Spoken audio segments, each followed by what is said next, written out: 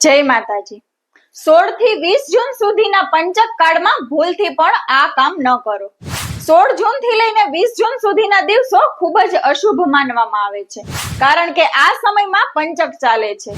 જો તમે કોઈ નવો વેપાર કે બિઝનેસ શરૂ કરવાની યોજના બનાવી રહ્યા હોય તો તેને થોડા દિવસો મુલતવી રાખવી તે વધુ ઉત્તમ રહેશે। આ સમયમાં કામ શરૂ કરવાથી નુકસાન થવાના યોગ બને છે।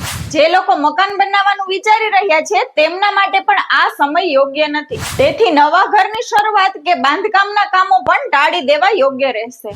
જેઓ બહાર ફરવા જવાની યોજના બનાવી રહ્યા છે, ખાસ કરીને લાંબી મુસાફરી, તેમને આ સમયગાળામાં મુસાફરી ટાળવી જોઈએ, કારણ કે અકસ્માત થવાના સંકેત મજબૂત હોય છે। જો સોનું, ચાંદી, નવા કપડાં કે ઘરના નવા સામાનની ખરીદી કરવાની ઈચ્છા હોય તો તે પણ આ 5 દિવસ સુધી રોકી રાખવી શ્રેષ્ઠ છે।